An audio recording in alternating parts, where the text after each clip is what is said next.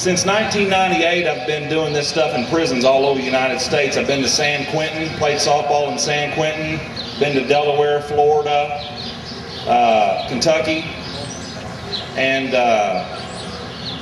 statistics say that if a guy gets saved in prison, then he don't go back. You know what I'm saying? Well, I'm here to tell you today that's bullcrap. Getting saved keeps you out of hell, but it don't keep you from coming back to the penitentiary.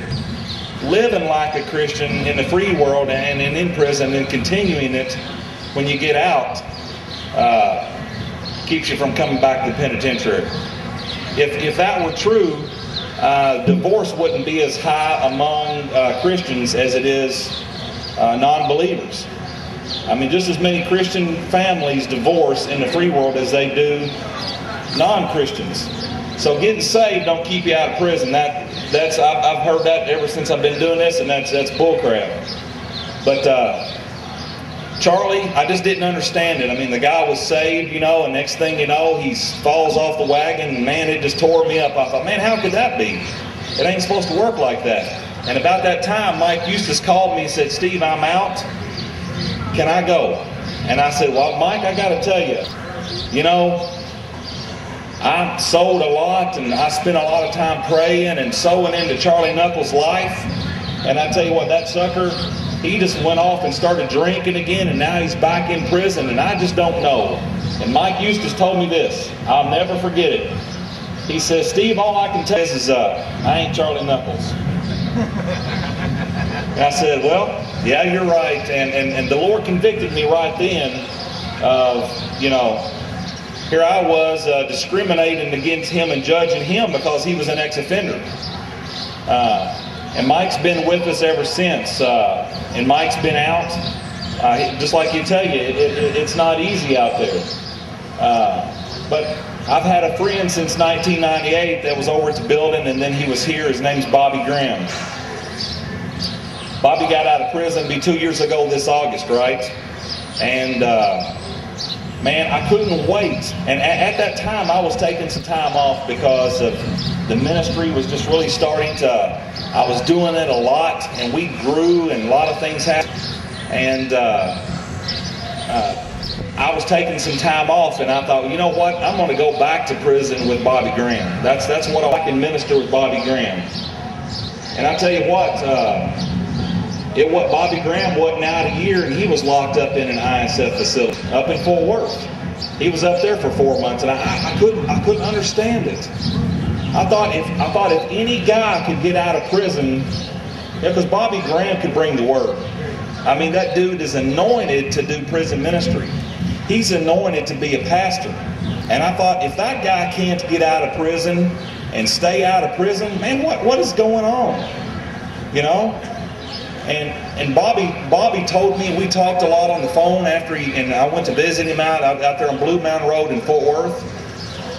And you know, he told me, he said, Steve, I knew that whenever I got out of prison that I wasn't supposed to go to Austin where his family is. But you know what? The Lord told him to go to Houston. Gertha Rogers is down there and stuff. Mike's down there. The Lord told him to go to Houston, but Bobby, he went to Austin.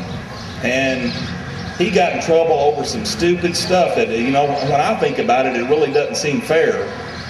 But he already knew. He knew that he was getting locked back because he was just being disobedient. And now he's down in Houston, and I know he went another time to an ISF facility. But he's since gotten out, and he's getting ready to get the ankle monitor off.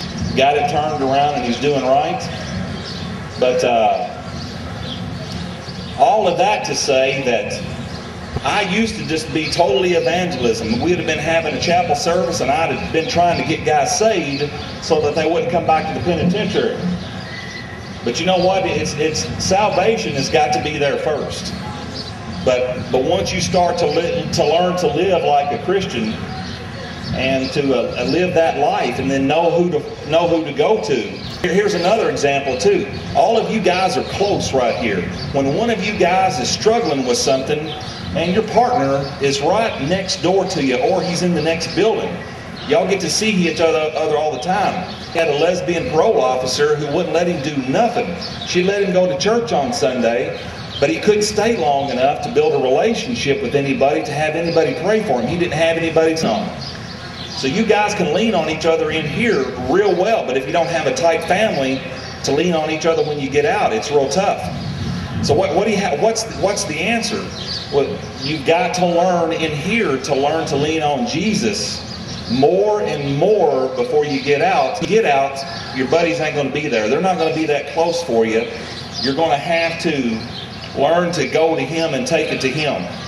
And I'm going to share a few things with you. All the scriptures I've got typed up in here so they're big so I can see. But I just wanted you to know that all the scriptures that I read are out of this Free on the Inside. Have y'all seen these? I love this Bible. I'm from Kentucky, you know, so I don't read quite as good as some people. But anyway, this is New International Reader's Version, and it's a great Bible. So all the scripture that I'm going to read is out of this. So you guys don't think I'm just throwing it out there. They're right out of here, all right? And I got another buddy. Thank you. Don Dickerman said, "Man, Steve, that's a real nice Bible cover for a paperback." You know,